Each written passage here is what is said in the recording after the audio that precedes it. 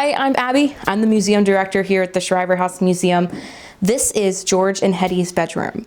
Now, this room is really neat, not just because of its furnishings, and you could see the workmanship on some of these artifacts from that era.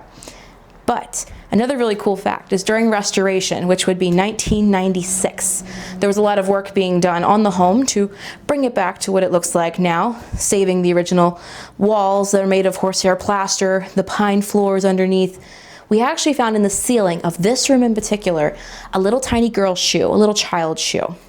We learned that it was a custom that you would take a child's shoe from one of the members of your family, placing it into the walls of your home during construction, and it was said to bring you and your family good luck upon moving in.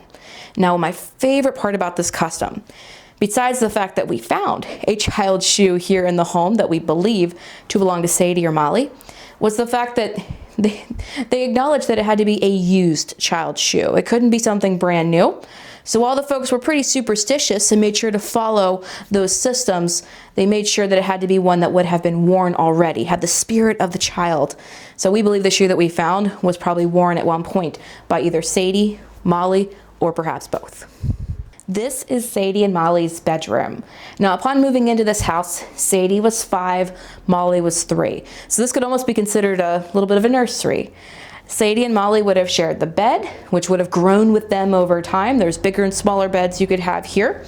They're going to be playing with all kinds of different toys, some of which I recognize. You'll notice pickup sticks. You'll notice marbles. There's jacks here.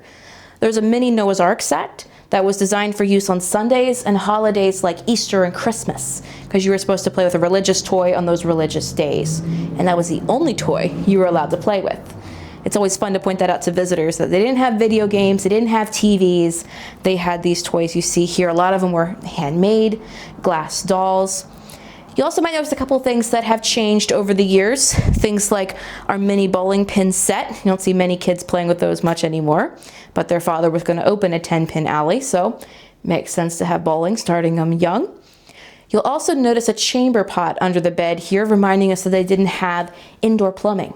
It would have been the job of the youngest child, maybe not Miss Mollie quite yet, but Sadie would have been old enough at 5 years old to learn how to dump the chamber pot into the outhouse on the edge of the property. The chamber pot was perfect at night. It was designed to have it take a necessary break if you need to without having to walk all the way out to your bathroom, which they called the outhouse on the edge of the property, but then it would have to be dumped every morning. One last thing I'll mention is that on the desk here to my left, not only will you see a watercolor set, but also a pack of Necco wafers. Now that's the New England candy confectionery. They've been around since 1847. Recently they changed hands and they're manufactured now by the Spangler Candy Company, but you can still get them many places, still in their original multi-pack, some of which are wintergreen, cinnamon, chocolate, my personal favorite, or the black licorice. I also like that you can get them all in one pack, just chocolate. So lots of variety you can see in this room. This room takes you back not only to your childhood, but to childhoods from many generations ago as well. I want to talk to you a little bit about the guest room.